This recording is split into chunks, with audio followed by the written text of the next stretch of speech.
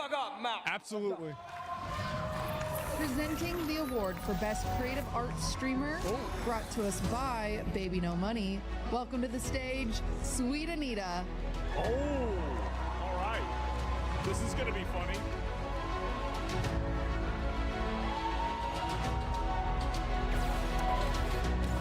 Hello, everyone. So, I feel like everyone here sucks my dick. Everyone here has a fuck. Everyone here is a talent. Yeah. But these people actually have talent. So, fuck off. This category celebrates the streamers who create the best art, food and drink. Fuck Yeah. off.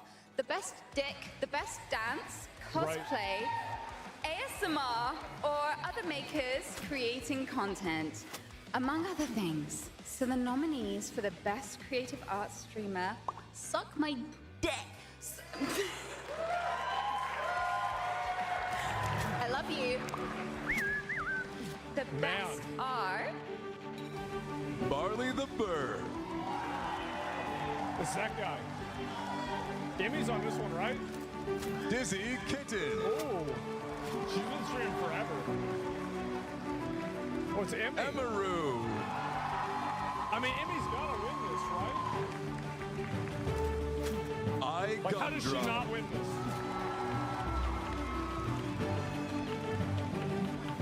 Roast Doodle. Was she like BT or something? And so, fuck off. All right. I love dick. Fuck off. The best creative art streamer is Damn. She won it. Wow. This is Emeroo's 5th nomination and first win. Yeah, I don't think she's ever won anything before. As far as I know. Yeah, WME, good for her.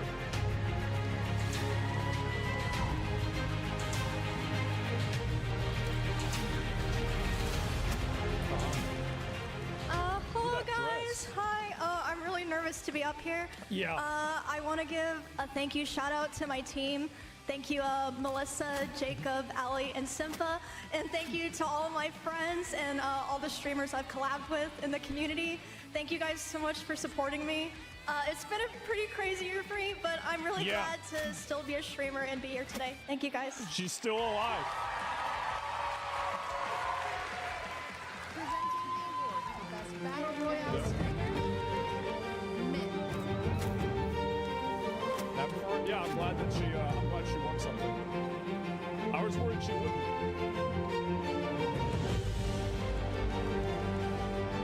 Man. It's been a crazy year. Best Battle Royale Streamer. Please welcome Myth.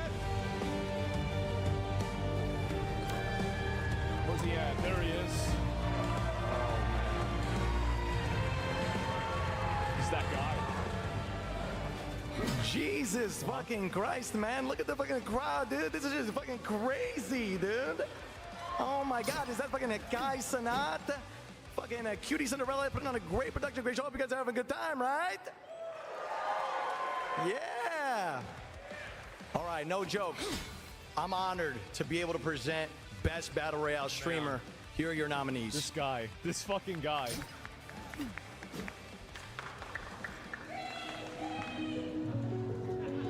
Ozzy and Who the hell is this? Next. Blix. Oh, I know this guy. Yeah. What? Babe. Was that an album cover? Ninja. Oh, we forgot about him. Real KDB. Wait, she does BRs? What?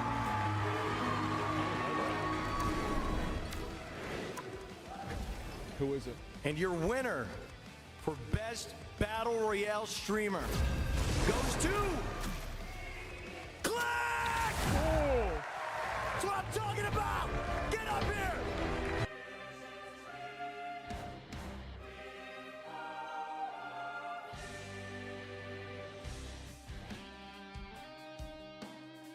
You'll need a top-notch team to win this one.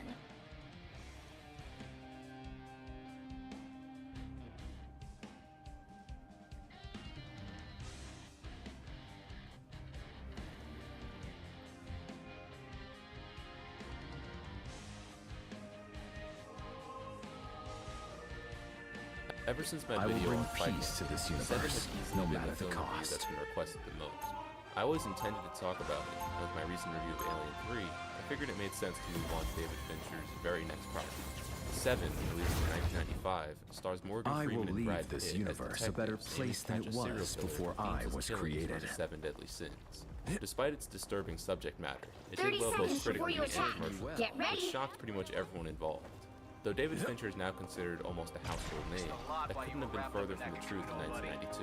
I have While learned all I Alien 3 need to production know, woes Peter are now Quill. common knowledge, You need not at the time, regale me the with majority your of audience tales of members heaped personal much of the glory. blame for that movie's mediocrity on Fincher himself. Due to this negative experience, Fincher was content to simply return to directing music videos. He stated that battle he'd starts in rather, and I 5, quote, die 4, of colon cancer 3, than make another movie. 2, That being the 1. case, how did Fincher eventually become attached to this project? Why did You need Seven's to stop success that shock vehicle both in the its studio tracks. and critics? I can do this myself.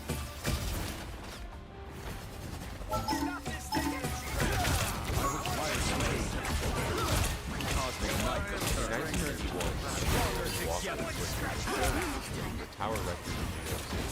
Around that same time, he began working on a script titled Seven.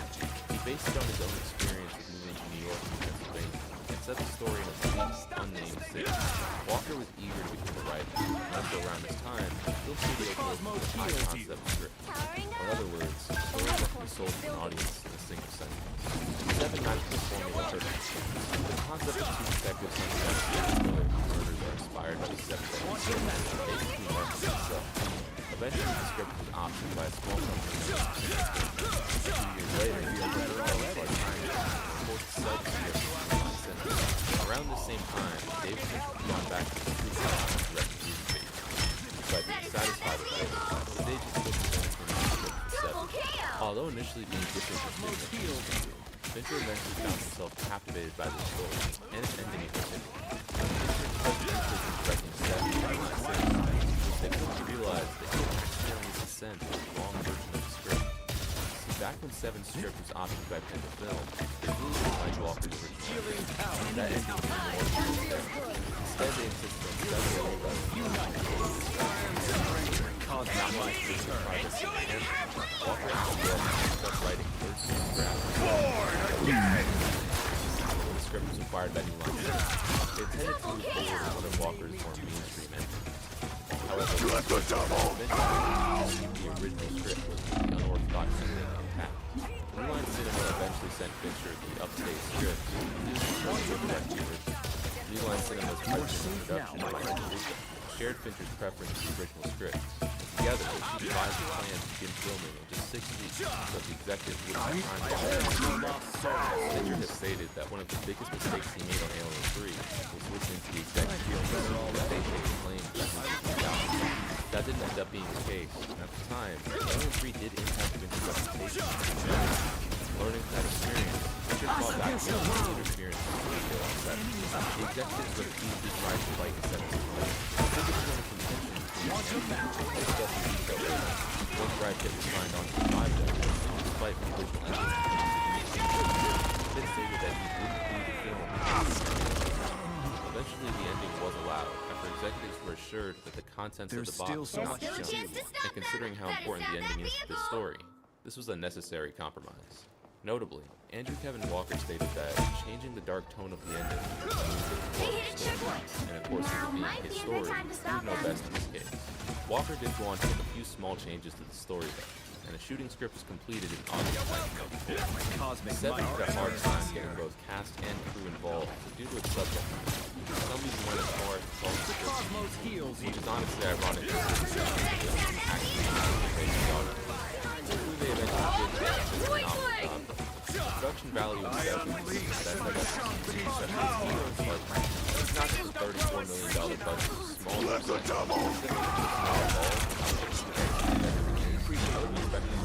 higher. Well, Andrew Kevin Walker said that he didn't get he wanted them to adapt the script I am Seven had born an incredibly anew. distinct atmosphere. The unnamed city is dark and grimy, and the non-stop rain gives it this imposing presence. Better Even stop the simple them! fact that the city isn't given a name They adds made to it its halfway! intrigue and impressive Stop nature. them! The crime scenes also all come off as dank and fun. Fincher had Hurting sets me filled with will not be Halloween easy. walls, making these crime scenes feel claustrophobic. It only adds to the I've heard it said that the original was smelling credit both the cinematographer Darius Hunt, and of course the There's production still a chance to designer stop them! While Seven often receives praise for set design of both nights and city, really every single setting is set with expert. The library, research, especially Johnny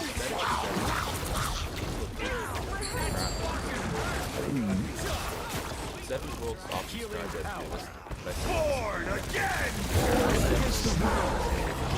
And set design of Seven. The world is far more dystopian in style and credit. I think the use of the word realism teach you the world of those words. So I don't think that was I believe the city in Seven was a environment, maybe for the purpose of documentation. The ability to make a deep impression on the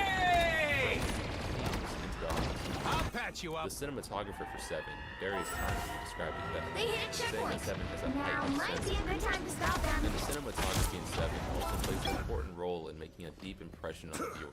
Seven features the camera pans and tilts typical of a Fincher production. I am no This golden movement ensures god. that the characters of the I am focus simply a man who wishes to use especially his vital power in a for story like good. this.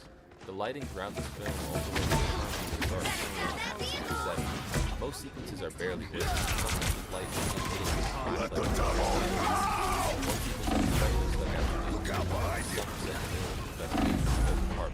The red light creates an eerie atmosphere that has the subject remain visible, while the larger environment is still clear. Video acting issues with the dark in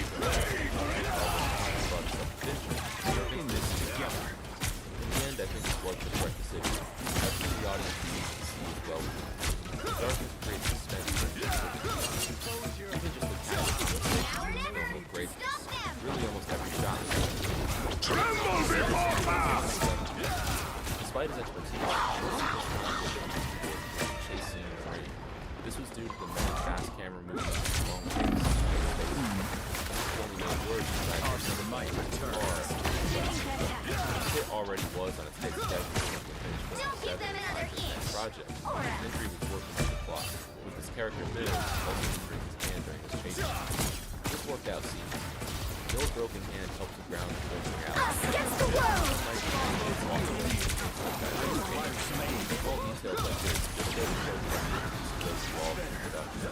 Another impressive aspect of Seven is Seven still implemented pretty easy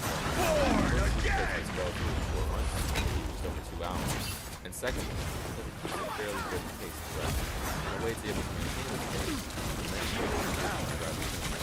As mentioned at the outset, people didn't expect Seven to be hit. They thought its dark subject matter lacked mainstream appeal. So he's right, based on audience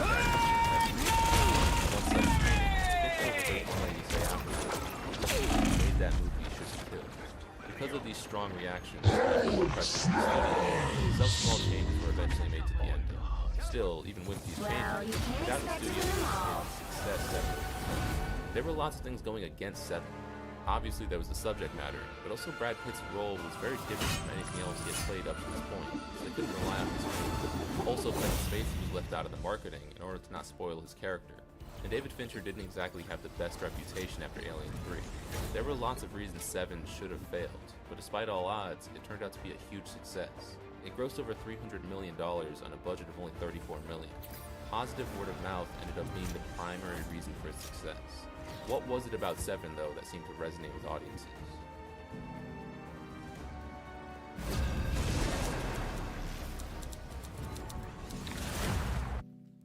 While Seven's opening may appear simple, without exaggeration, I think it is one of the greatest film You'll need a openings of all top-notch time. team to win Now, this for one. context, the first time I watched Seven, I had absolutely no idea what it was about. All I knew was that Morgan Freeman and Brad Pitt were in it. Due to I the will bring iconic peace "What's in to the this box" line, universe, I had heard no matter the previously, cost. but I had no idea that it was in this film. And even with this complete lack of any and all context, I was immediately engrossed by Seven's world and plot structure. The first conversation between Mills and Somerset familiarizes us with their dynamic and their characters as individuals. And I can't overstate how incredible the dialogue is in this scene. It's so natural and delivered excellently by these actors. Somerset brings up how he's retiring in 7 days in a natural way. He was born to change humanity for the better. When someone That time mentions has Seven's opening, come. though, they're more than likely talking about the opening credit sequence, and for good reason. These 30 opening credits seconds help before set you the tone attack. for the entire Get film. ready. They're brash, harsh, and disturbing. David Fincher told Kyle Cooper, the director of this credit sequence, that he wanted the audience to want to run screaming from the theater during the title section. And I actually had the pleasure of first viewing Seven in a theater. And speaking from experience, I would say Kyle Cooper and his team succeeded in that goal. The sequence is jarring, it definitely shakes the viewer awake in case they were disinterested previously. The battle The starts shots in are 5, disturbing, not only because of what we do see, 3, but also because 2, of everything we don't 1. see. We have no idea what exactly is going on. This immediately puts the audience on edge. And on rewatch, there's a few small details we can pick up on. Overall, the whole thing is about and I would say it was well worth the effort. It's not the second most discussed aspect of Seven comes at the end. The song used for this opening is posted by Also, the rest of the God and lyrics establishes religion as an important concept in Seven, with Catholicism, of course, the seven deadly sins, crucial plot. Immediately following the opening credits, we get our first look at the highlight. The sequence utilizes all those impressive elements used to create tension and like the darkness, the claustrophobic and dank set design, and its chilling music. And keep in mind, this whole sequence takes place before it's clear that the killer's basically on the seven deadly sins. While the detectives are scoping out this crime scene, the audience is also wondering what this all means. We're less than 10 minutes into the movie, and already the audience is fully immersed in the Cosmic might return. For about the next hour of the movie, the story follows these same beats the detectives find more and more clues to John Doe's murder, eventually closing the gap. As the murder continues, the audience naturally becomes more and more upset. Very little violence is actually shown throughout all of it. David Fincher described Seven as psychologically violent. Nothing is overtly shown for two reasons. First off, the concept alone is clearly more than enough to disturb an audience. Second, oftentimes the imagination goes as closely as possible on leaving the audience to fill in these blanks. The pacing allows the production to stay under budget, and is more effective in showing the first place. The most important reason why the violence isn't known, though, is that Feel the wrath of the goddess! Never miss! And no one is more effective than the analysis. What's in the Box is easily one of the most popular movie quotes of all time, and for good reason. Obviously, the delivery is great, while the audience knows it's the box, you never actually see it. Yet I found that when speaking to people about this film, Tremble before blast! it's not showing the concept of the box. This reminded me of a similar situation like during the iconic shower scene, many seem to remember seeing Janet Leigh's character, Aaron. However, there isn't a single shot or anecdote portraying the stabbed. Of course, as a filmmaker, you want the audience to be fully convinced that she's being stabbed. You need to look as convincing as possible. Cosmic might return. Psycho and the box of seven words. Us against the world! In Psycho, which is how unexpected it is, the audience is completely shocked by the events taking place. Keep in mind, up to this point, Marion has been our protagonist. So for her to die halfway through naturally surprises the audience.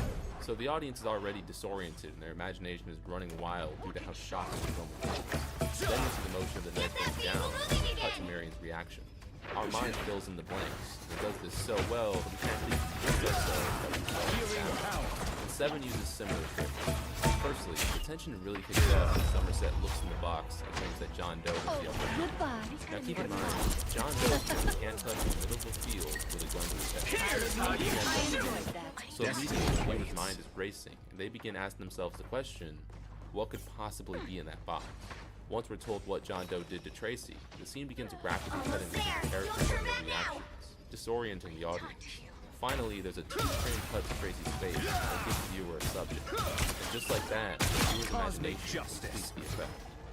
Done just as one of those violent sides by not allowing the audience to see the contents of the box, we can better relate to Mills, so our imagination runs wild alongside his.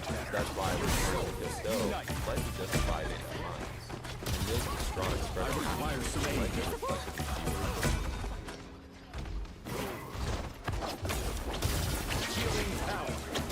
Much better. As was previously mentioned, Seven is about people and also the relationship between them. Mills and Somerset in this together. Mills is headstrong, emotional. Somerset, on the other hand, is calm, intelligent, and calculated. And all of this is well reflected in the costume. With Mills wearing oversized, Never miss! meanwhile, Somerset's clothes are expressed and fitting. Somerset is also world-weary and apathetic towards society. He wants to run away from the city as soon as possible. Meanwhile, Mills fought for the science of the city. He believes he can be a hero and actually make a difference. And there couldn't have been a more perfect cast for these characters. Brad Pitt sells the naivety and inexperience of his character, yet his natural charisma ensures that he remains likable. And of course, Disappear! Shields up! very likable. Somerset's entire physical department is hilarious. Feel the wrath of the goddess! Boys man, hindsight, these moments almost especially considering the ending. Interestingly, characters who actually end up being the most Somerset and John Doe. Both are intelligent, well-spoken, and have a general disdain for the apathy they find among society. Where John Doe sought a solution, Somerset sought a escape. Earlier drafts of the script, the opening moments of the film would have seen Somerset as a toned out creature. But he would have cut out a piece of the wallpaper. Now you need to save with me, Lee. This piece of wallpaper actually can be seen on his dresser in this shot. However, the scene was scrapped. While I like the idea of the scene, I do think it would have hurt the pacing of the opening, which is phenomenal as is. It also would have taken away from the city's imposing presence, and would have left the city This core is the only thing that can... either way, we soon realized that Somerset is only Feeling stronger already. go back to the crime scene, and he later helps Mills investigate and agree to it. One thing I immediately noticed when I first viewing of 7 was just how loud the sounds of the city were when no one was speaking. During every scene taking place outside, planes, sirens, cars driving by, Somerset covers up his noise each night by using a mechanism. For all intents and purposes, this mechanism represents Somerset's forced apathy. He wants to drown out the differences in the city. Eventually, a major Never fall! calls out Somerset and asks him what his front and protect part of him still feels down on home. It's no wonder that that hit the spot. Somerset is shatters in other words, no longer apathetic to what he needs. Rejecting apathy isn't as simple as destroying the mechanism. Mills clearly Against the world! how hard he tries, he can't completely let go of apathy. Never miss! This is shown in the scene where Mills tells Somerset about a cop who was shot right in front of him. As he's telling the story, he realizes that he can't remember the officer's name.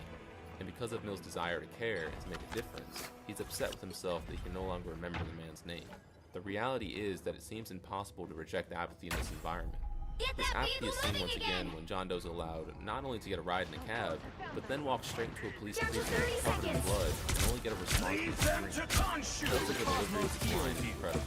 The screen gave me chills in my first viewing. It's completely unexpected. You can really hear the frustration in Doe's voice.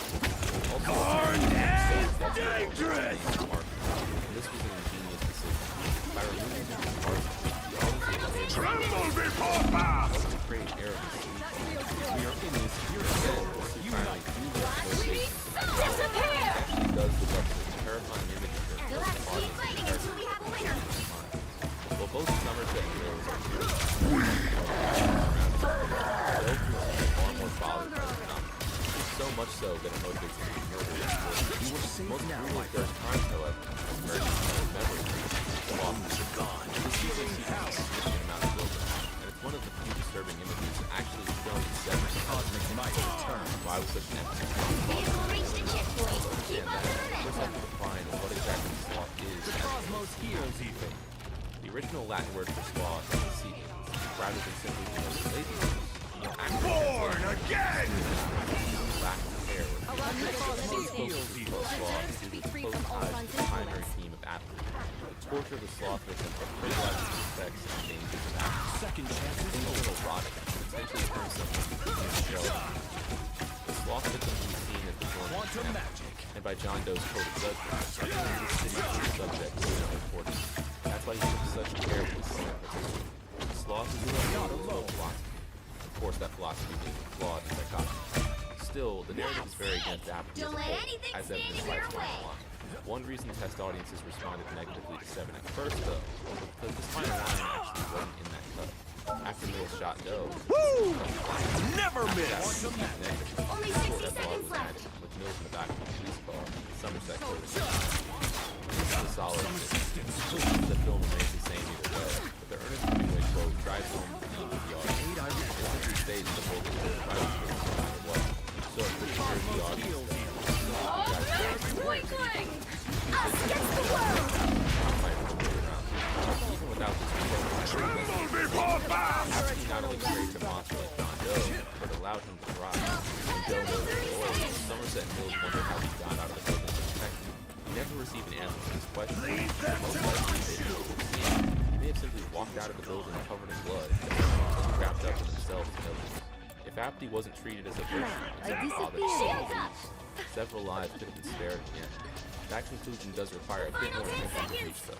So it is understandable without the message. I'm opening a portal. A shortcut through space. You'll have to keep fighting until we have a winner. Again! Enemy in front of us. Without Spider-Man. Again! Today it's widely regarded as a classic, and highly unfortunate. It also revitalized its reputation and interest in filmmaking. The unexpected success of High School Involved is probably because they didn't realize what prevalent issues discussed within the film. The kind of film you would never expect to be made in a large Hollywood studio, mostly because they wouldn't know that it needed to be made. Fortunately, Seven's message was wrapped in a high-concept, easily digestible script that studios tend to froth at the mouth for. And all of this not to mention the execution of the concept, which was done so meticulously and with such care that it's evident just how talented each individual involved is. Seven is a film made with the determination of a passion project and polish of a blockbuster. Films like this are usually turned down by studios or meddled with until they're unrecognizable. But every once in a while, one slips through the cracks thanks to the efforts of a team of bold filmmakers. Due to its success, Seven did receive more content after release. There was a 7-issue comic series showing John Doe's perspective during the 7 days, and some of his backstory. Pick your hero. There was Or also a villain. proposed I'm sequel not called judging. 8. That could honestly be a whole video on its own, though. The concept was eventually turned into a movie called Solace, which completely bombed, both critically and commercially. So that should give you a pretty good idea of the bullet that was dodged the second that script was taken out of this universe. Either way, 7 has remained an ever-enjoyable classic, even 30 I will years bring later. peace to this It's a film I tend universe, to no revisit matter the frequently. cost. Ever since my first viewing, it's been one of my favorite movies. If you haven't seen it, of course I highly recommend that you do so, although I really hope you did that before watching a review of it. If you did enjoy the video though, let me know in the comments, and subscribe for more content like this. Where there is evil in this universe, I will be there to balance it. 30 seconds before you attack. Get ready. 2025 is one of the best years in gaming I can remember. You're already doing that before I arrive. And it's also one of the worst years in gaming Perhaps I a can good remember. fight will There's improve so your much self-image. stuff that has happened this year that's made people mad, turned people off, and otherwise sucked. Hi folks, battle it's starts Falcon, in and today 5, on Game Ranks, 4, let's talk about 3, 10 things video 2, game players 1. hate in 2025. All you need to Starting do off is at number capture 10, the I think mission the area. most obvious. Got it? Prices keep going up, and it doesn't A feel shame like that how these it did beings have not yet evolved New beyond games such on the petty Nintendo Switch 2 were squabbles. announced at an eye-watering $80 price tag. We were promised those games were worth the extra $10. We played Mario Kart World. It's a great game. It evolves the formula. I might even say the most interesting Mario Kart Enemies game, on you. period. It's not worth $80. To me, it just seems like it was the only game that came out of the Nintendo Switch 2 one. Looks So like the everyone mission gets area is fired. yours to capture now. Game consoles are also only getting more expensive. Microsoft said, Mission area is yours. consoles are received two price hikes. We proud $50 each in the U.S. as a response to macroeconomic. This is corporate speak for higher tariffs. I have never bought the tariff. I know everybody hates this, but I believe that it is more or less just business. Inflation happens, and they try to compensate for future inflation. They try to outrun inflation, essentially. It's insane. It is greed, even though greed isn't really at the core of it. They know that sometime in the future they will deal with the fact that their thing doesn't make money, so they're trying to make as much money off of their thing as they can. I think that there is no more obvious situation with that, with the idea of a traditional game console. What happens if the macroeconomic forces go the other direction? Let's say the tariffs go away. Will they lower prices? Absolutely You've captured more not. Let's say than the half of the value of mission the area. dollar Keep going. deflates. Will they accommodate Destiny that? No, awaits. of course they will not. I know everybody gets mad at me for saying this stuff like I'm in favor of it, but I'm not. I'm actually against it. I hate all of this. I'm like Anakin Skywalker. I don't care if the Sand People are men, women, or children. I hate them. The price that Xbox Game Pass was at Maximum pulse! accommodates the actual amount of inflation that has happened. Because they know that money is going to further inflate, and also by the time we get to that point, there's probably not going to be as much money to be made anyway. All of this stuff is set to change. The gaming industry, the actual money was sitting on a foundation of sand. And Microsoft seems committed to all of the worst decisions possible. Nintendo, I mean, thankfully, is not raising the prices of every new first-party game, but doesn't necessarily mean we should be grateful to them. In fact, we shouldn't. They set a precedent that more or less incentivizes other companies to raise their prices. There are publishers licking their chops about charging $100 for a game, particularly I am Grand no Theft Auto golden 6. god. Games in the I am 90s simply a didn't man have who fixed wishes to prices. use his power Some for games were a lot good. more expensive than others, but having an agreed upon maximum price for a standard no-frills version of a game, it was nice. Seems like 30 that seconds that's before you not attack. what we're dealing Get with ready. anymore, and it sucks. Hopefully what doesn't suck is the content that you're watching fancy here little on glowing Game fist of Rants. yours, If you like it, we would ask that you press the subscribe button. It does us a big solid, and shockingly low numbers of people who watch these videos are actually subscribed. Believe it or not, it's a big thing for us. The more people subscribe, the easier it is for us to do The this battle stuff. starts So in we 5, thank you very 4, much for subscribing. 3, We hope 2, you 1. And number All 9 you need is to the do is capture the mission area. Got it? intellectual property is, I mean, it makes the world go around, and in 2025, we're starting to see Call of Duty sparked backlash after the announcement of the Beavis and Butthead skin tag for Warzone. Oh man, there are some ugly skins in that game, but these are next level monstrosities. They are not just ugly skins, they're also immersion-breaking, outright dumb cartoon characters in military bases. Looks like the Battlefield 6 mission area is yours to capture now. Call of Duty's mistake. It's a wider problem in video games. Us against the world! Because that's probably the most prominent thing. But I've talked about it a lot as well. This is not about making products anymore. It's about holding a property and finding a way to charge people with it. Born again! Or the real estate dissipation, the rental market subjugation. The moon haunts you! Ready Player One and I am at your service. of let's utilize every IP we can. Somebody's got to make some money here somehow, and it makes IP crossovers like Star Wars, which has a themed expansion coming out in Destiny 2. It feels less like a fun collaboration and more like a good cash grab. Selling useless DLC for absurd prices. The Cosmos heals. It feels especially like a powerful force in games like Marvel Rivals, where entire comics are produced to capitalize on the popularity of a skin, not a character, a skin. You want some invisible woman's malice, advertise it and tie into Marvel Rivals, the skin, not the character, the skin of the Quantum and skin tags cost it's hard to see why that's a priority, but just because you understand it doesn't mean you think it's good. And number 8, every game You needs captured more than half of the mission area. Keep going. with a casual quantum match chorus. The parries has become very normal. Hollow Knight Silksong pushes the difficulty. A lot of people that's true for a lot of games. One easy way to go and unite fantasy difficulties. We are in this quantum at least. Parry mechanic. You was out of your league. We should go now, no? Doom the Dark Age. Quantum. Don't mess with the amazing Spider-Man! Obviously, the reason I'm bringing it up is because it's parries. And I'm not even complaining about them. I require some Dark Age. But it also is, I just can't help but ask, is this what anybody wants? Even survival horror games like Silent Hill F had waves of enemies in first person. And it gives it You'll have to keep fighting until you have winners. it slows time. And Born again! Disappear!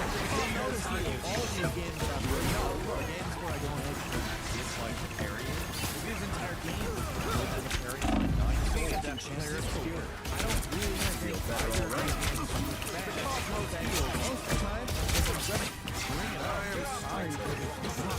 Like we played Metal Gear Rising. That's why I've had our little yearly replay. The recent discussions prompted it. Metal Gear Rising has great parries. But I just feel like not every single video game in every single genre needs parries. Sonic Frontiers has parries. That didn't come out this year, but and again, it does it well. It's fun. It's good.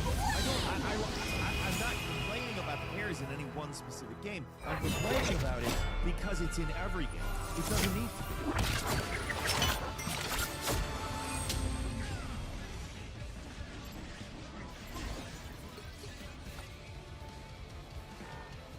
At number 7, everything is a remake. I say this a lot, there's nothing new under the sun, but it